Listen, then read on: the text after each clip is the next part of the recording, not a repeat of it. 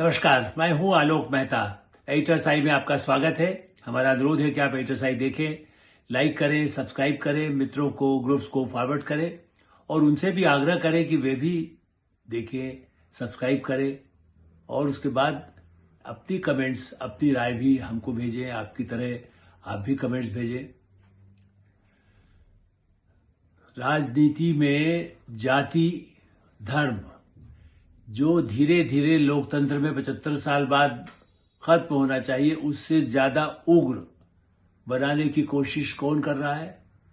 वो लोग कर रहे हैं जो खुद या उनकी पार्टी, मतलब खुद तो नहीं, क्योंकि उनको तो उतनी समझ पता नहीं, वो अपना बैकग्राउंड भी नहीं देखते, अपनी पार्टी का, अपने महापुरुषों का, अपने ही परिवार का जो सिद्धांत नीतियां रही उससे हट करके ही वो दबाव डालने लगे हैं। कौन है? ऐसा नहीं है, उसमें लेफ्ट पार्टी, कम्युनिस्ट पार्टी भी। आप ये मत समझिए कि मैं केवल कांग्रेस पार्टी के बारे में बात करना चाहता हूं, चूंकि सबसे आगे तो वही है, चूंकि प्रतिपक्ष नेता है। राहुल गांधी भारत में कांग्रेस पार्टी जो सबसे पुरानी पार्टी रही उसके प्रतिपक्ष के नेता हैं और उनको सबका समर्थन है। तृणमूल कांग्रेस भी वही राग अलापेगी, चूंकि वो तो ममता पार्टी भी कम से कम उनको भी लगता है कि हाँ, हमको अल्पसंख्यकों के नाम पर हमें कुछ करना है। लेफ्ट पार्टीज को भी यही करना है कि भाई वो अल्पसंख्यक के नाम तो धर्म की राजनीति हो गई। अल्पसंख्यक मतलब मुस्लिम एकमात्र, वो कभी मैंने उनको किसी और धर्मावलंबी, चाहे वो बौद्ध हो सकते हैं, उनको भी तो अल्पसंख्यक माना जाएगा। उनकी आवाज उठाते किसी नेता को हमने नहीं देखा जो लेफ्ट पार्टीज के हैं, वामपंथी, कम्युनिस्ट। अब उनको तो वैसे भी शायद वो तो चीन के आधार पर बौद्ध को भी क्यों वो करना चाहेंगे, लेकिन जब वो जाति धर्म के आधार पर ही बांटना चाहते हैं। तो ताजा मामला है भारत के सतर्कता आयोग और सूचना आयुक्तों, मुख्य सूचना आयुक्त, उनकी नियुक्तियों के पर जो बाकायदा देश की सर्वोच्च समिति, प्रधानमंत्री, गृह मंत्री और प्रतिपक्ष नेता, लोकतंत्र में तो वही होना ही चाहिए ना, और चौथे की कोई आवश्यकता नहीं है। लेकिन उसमें सूची एक आती है कि भाई इनमें से लोगों को चुनाव किया जाएगा। कल उसकी बैठक थी, बुधवार को, महत्वपूर्ण बैठक। संसद में अलग बहस चल रही है, वंदे मातरम पर भी चल रही, दूसरी तरफ चुनाव सुधार पर चल रही, लेकिन उसके बाद भी समय निकालकर तीनों वरिष्ठ नेताओं की बैठक प्रधानमंत्री के साथ, प्रधानमंत्री नरेंद्र मोदी, गृह मंत्री अमित शाह, श्रीमान राहुल गांधी, कांग्रेस के पूर्व अध्यक्ष कह लीजिए, वर्तमान प्रतिपक्ष के नेता कह लीजिए, लोकसभा में गरजते हैं, बरसते हैं। लेकिन उस बैठक में उनका सबसे बड़ा मुद्दा क्या रहा, मुझे असहमति लिख करके भी दिया। हमें ये बताइए कि इसमें बैकवर्ड कितने हैं, इसमें दलित कितने हैं, इसमें मुस्लिम कितने हैं, और उनको नियुक्ति उनकी क्यों नहीं होना चाहिए। मैं इसलिए असहमति व्यक्त करता हूं। भाई कितने क्या है, मतलब एक नियुक्ति होना है यदि मुख्य चुनाव आयुक्त के लिए, मैंने चुनाव आयुक्त तो अलग से, उसकी तो इस तरह की कमेटी नहीं थी, कल तो थी सूचना आयुक्त को लेकर। आप चूंकि उनकी भी जाति पूछते हैं, चुनाव आयुक्त कौन है, तो वो बायस्ड है, वो पार्टी के साथ हैं, वो जाति किस जाति के हैं, पत्रकार किस जाति के हैं, तो लालू यादव ये बात तो कहते ही है। लेकिन जिस तरह से राहुल गांधी ने ये मुद्दा उठाया कि सूचना आयुक्त भी, जो भारत में सूचना के अधिकार को लेकर के यदि कोई शिकायत करता है, सूचना के, उनको सही सूचना न मिलती, जिसका अधिकार मिला हमें, एक बहुत बड़ी उपलब्धि जिसको कह सकते हैं, उस दृष्टि से उसमें कुछ समय से, कुछ महीने पहले एक दलित मुख्य सूचना आयुक्त थे। जाति का इसलिए जिक्र करना पड़ा, मैं नहीं मानता, क्योंकि मुख्य सूचना आयुक्त रहे तो उनके जाति क्या, भाई न्यायाधीश की पद पर बैठे हुए आप कहेंगे साहब, अभी भी वो भी यही बात भी कहते हैं, न्यायाधीश कितने हैं, योग्यता के आधार, मैं नहीं कह रहा हूं उनको नहीं होना चाहिए, दलित ही तो थे ना वो, तो उसमें जो योग्यता में निकल करके आए वो आगे थे, तो दलित मुख्य सूचना आयुक्त थे। अब वो 65 साल के हो गए, रिटायर हो गए 3 महीने पहले, वो पद खाली था। संसद में आवाज उठ रही है, उनकी पार्टी, दूसरी पार्टी भी उठाई कि साहब सूचना आयुक्त खाली है, चूंकि इतने शिकायतें रखी हुई है सूचना आयुक्त के यहाँ, विभिन्न प्रदेशों में जो दिक्कतें आती हैं, मुख्य माने राज्यों में भी सूचना आयुक्त थे, यहां भी हैं। और ये नहीं, सरकार ने, आप देखिए वीपी सिंह के समय मंडल आयोग की सिफारिश लागू किया, 89 से लेके 91, आज 35 साल लगभग हो गए। 35 साल में पूरी पीढ़ी जो थी, उस समय जो बच्चा रहा होगा वो युवा हो गया, युवा हुआ वो भी अब 35, यदि पैदा भी हुआ है तो 35 साल का हो गया होगा। उनमें से क्या उनको योग्यता के लिए उनको आगे बढ़ने के मौके नहीं मिले? रिजर्वेशन तब से लागू है शिक्षा में लागू है, पढ़ाई में है, स्कॉलरशिप में है। और हम तो कह रहे हैं, जब पहले दलितों के लिए था कि भाई ठीक है, जो लोग SC ST हैं, आदिवासियों के लिए रहा, अल्पसंख्यकों की सुविधा उनके लिए क्या हो सकता है वो भी किया गया। तो जो सुविधाएं 75 साल में मिलती रही, उनमें बढ़ोतरी होती रही है और आज भी है। उनमें जो पढ़ करके आया, जो आया, उनमें कई IAS भी हो सकते हैं, IPS भी हो सकते हैं। हो सकता है किसका प्रमोशन नहीं हुआ। अब सरकार में, पिछली सरकारों के बारे में तो मैं भी समीक्षा करने की बात नहीं कह रहा हूं, उन्होंने नहीं किया था तो नहीं किया। अब तो ये सरकार तो बार बार, भाई खुद नरेंद्र मोदी कहते हैं, वो तो उस कम्युनिटी से आते हैं, बैकवर्ड से ही हैं, आदिवासी है, जो राष्ट्रपति है। तो अब ऐसी स्थिति में ये कहना कि ये बताइए, और इसलिए मैं डिसेंट देता हूं कि भाई आप ऐसी जाति को नीचे क्यों नहीं रखते हैं। और वो कई बार सवाल उठा चुके हैं, पत्रकारों से भी सवाल उठाते हैं, तुम्हारा मालिक कौन है, तुम्हारी जाति कौन है। ये वो उठा रहे हैं जो पंडित जवाहरलाल नेहरू, मेरे पास कई पुस्तकें उनकी, इंदिरा गांधी की, राजीव गांधी की, या जिनसे मैंने इंटरव्यूज भी किए। संजय गांधी की इतनी ज्यादा उनको कोई मौका नहीं मिला था, ना सत्ता में थे, लेकिन फिर भी यदि कहें तो जाति की बात तो नहीं करते थे। और इंदिरा गांधी यही कहती थी भाई जाति के आधार पर गलत है। राजीव गांधी कहते थे, इसलिए मैं उसको रिपीट नहीं करूंगा, मैं कई उस पर प्रोग्राम कर चुका हूं। लेकिन राहुल गांधी ने कल ये फिर मुद्दा उठाया, और इसी तरह से बार बार रोहिंग्या। अब सुप्रीम कोर्ट ने भी कहा कि भाई आप रोहिंग्या को क्या चाहते हैं। वो जो जमीन से उठ करके सुप्रीम कोर्ट चीफ जस्टिस तक की टिप्पणी है, अल्पसंख्यकों के नाम पर जो मुस्लिम है, तो रोहिंग्या यदि भूमिगत होकर अवैधानिक रूप से भारत में घुसे हैं तो क्यों उनके लिए समर्थन में भी कई पार्टियां भी हैं, और कुछ कानूनवेत्ता जो अदालत पहुंचे हैं, उनसे पूछा गया कि आप क्या चाहते हैं। सबको रहने को यहां दे दिया जाए, अवैध नागरिकों को जो चाहे घुसने दिया जाए भारत में। कहां अमेरिका नागरिकता देने के लिए, और या आपने यदि बुराई की है तो आपका खाली व्हाट्सएप आपका देख करके, आपका सोशल मीडिया चेक करके जहां वीसा नहीं दे रहा है।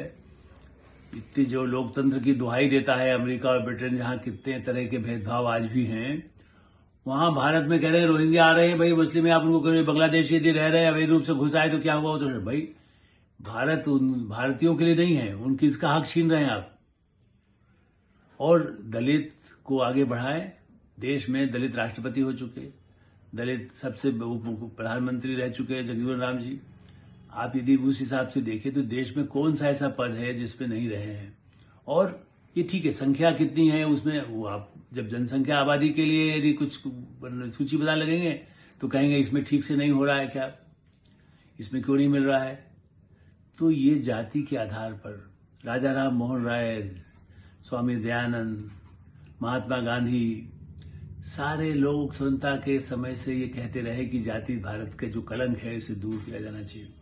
आप समाज में कटुता पैदा करेंगे, आप यदि कहेंगे उस पर किया तो दूसरी जो आप इसको ऊंची जाति कहते हैं, लेकिन गरीब दरभंगा का भी हो सकता है, यूपी का हो सकता है, तमिलनाडु का हो सकता है, राजस्थान का हो सकता है। कुछ सब जाति के आधार पर तो उसका आर्थिक जीवन नहीं हो रहा है।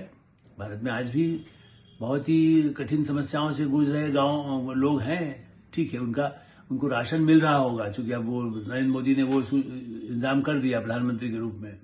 उनको शायद हो सकता है रसोई गैस मिल रही हो, उनके यहाँ सड़कें बन गई हो, लेकिन फिर भी उनकी स्थिति वही है जो दलितों की स्थिति, जिस तरह के मोहल्ले हैं। तो उनके भी यदि उनमें से कोई आगे बढ़ के आ गया तो आप कहेंगे नहीं, जितने स्थान है, फिर वो जनरल कैटेगरी में भी यदि कोई बैकवर्ड अच्छा मार्क्स, उसका हाईएस्ट मार्क्स आ गए, कोई दलित के भी जो ऐसे मार्क्स आए हैं जो यूपीएससी में सबसे टॉप कर रहा है, तो दलित कोटा तो नीचे है कि इतने % तो आपको होना ही है। लेकिन जो सबसे अधिक अंक जिसके मिल गए हैं, जिसने सबसे अच्छे इंटरव्यूज किए हैं, वो ऑलरेडी हो जाता है, वो बैकवर्ड हो, वो अल्पसंख्यक हो। यूपीएससी में कई लोग अल्पसंख्यक खुद उसके बोर्ड के मेंबर रहे हैं, मुस्लिम्स। इसलिए बार बार मुझे मुस्लिम कहना पड़ रहा है, मुझे दुख होता है कि आप जैन भी उसमें आ सकते हैं, उसमें बौद्ध भी आ सकते हैं, उसमें सिख भी आते हैं, और सिख भी हमारे देश में राष्ट्रपति हुए हैं, बड़े से बड़े पद पर है, आज भी है। लेकिन फिर भी उनमें भी, और अभी ऐसे कई पंजाब में ऐसे सिख समुदाय में लोग हैं जो कमजोर स्थिति में है।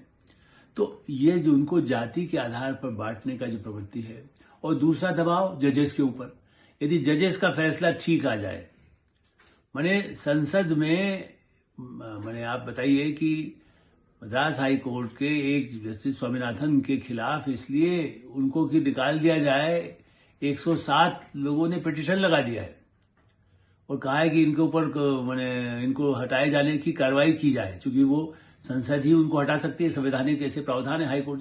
और किस लिए कि उन्होंने जो फैसला दिया है, एक मंदिर को लेकर, दीपों को लेकर के उन्होंने जो फैसला दिया, मैं इसलिए उस पर विस्तार में भी नहीं जा रहा हूं। मेरा ये कहना है कि आप जज की स्वाधीनता नहीं है। चीफ जस्टिस यदि कहते हैं कि रोहिंग्या यदि कहे तो उसके लिए भी आलोचना करने लगी, उनकी बुराई करिए, उनको उनके खिलाफ। लेकिन वहां तो मद्रास हाईकोर्ट उनके खिलाफ तो आपने भेज दिया, कुछ और लोगों से सुप्रीम कोर्ट के चीफ जस्टिस के खिलाफ दस्तखत करवा करके भिजवाए जा रहे हैं, कभी मद्रास हाईकोर्ट के खिलाफ भिजवाए जा रहे हैं। तो उनको भी पहले कहेंगे आप भाई जज तो दबाव में है, वो कुछ नहीं कर रहे हैं, चुनाव आयोग तो दबाव में है, सीबीआई दबाव में है, ईडी दबाव में है।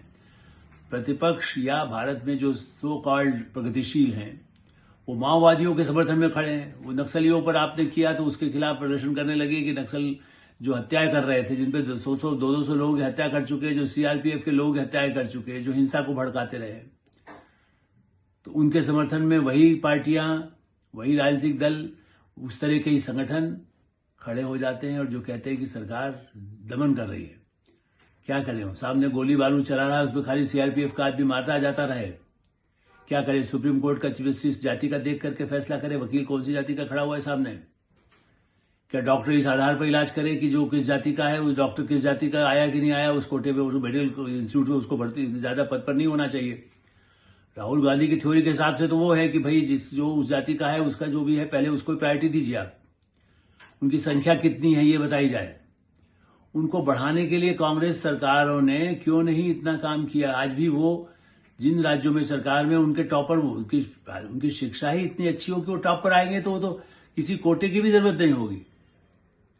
और कोटा है पहले से जो बना हुआ, उसको तो लागू सरकार बना नहीं करेंगे। जैसा मैंने कहा कि सूचना आयोग भी बनाए गए हैं, पहले जो बनाए गए तो मोदी की सरकार ने बनाए गए ना, 3 साल की नियुक्ति हुई थी, वो कोई सरकार इनकी राहुल गांधी की नहीं थी जो उन्होंने दलित को बना दिया था। ऐसी स्थिति में जाति और धर्म के दबाव की जो राजनीति है, ये दुनिया में ट्रंप के मूर्खतापूर्ण पागलपन जैसे जो कई फैसले वो करते हैं, उसी तरह से मैं नाम तो नहीं लूंगा, लेकिन भारत के भी कई राजनीतिक दलों के नेता या उनके समर्थक, उनके प्रवक्ता कई इसी तरह की बातें कर रहे हैं जो लोकतंत्र को ही नहीं कमजोर कर रहे, समाज में एक घड़ा नफरत पैदा करके एक कैसे युद्ध, एक दूसरे के खिलाफ जाति के लोग फिर से लाठियां लेकर, बंदूकें लेकर के लड़ने को तैयार रहे कि ये मेरा हक है, राहुल गांधी मेरा हक देते, दूसरा कहता राहुल गांधी मेरा हक छीन रहे, और लड़ते रहे। ये स्थिति पैदा करना लोकतंत्र के लिए अन्याय, दुखद है। इस पर सबको ही सविक्षा विचार करना चाहिए कि इसको कितना आगे ले जाया जाए, न ले जाया जाए। जनता नहीं, ये राजनीतिक दलों को और सुप्रीम कोर्ट को भी एक बार फिर से मैं कहूंगा, अभिव्यक्ति की स्वतंत्रता का ऐसा दुरुपयोग दुनिया में नहीं है जो भारत में है। उस पर अधिक से अधिक, जल्दी से जल्दी कुछ न कुछ कदम उठाने की आवश्यकता है।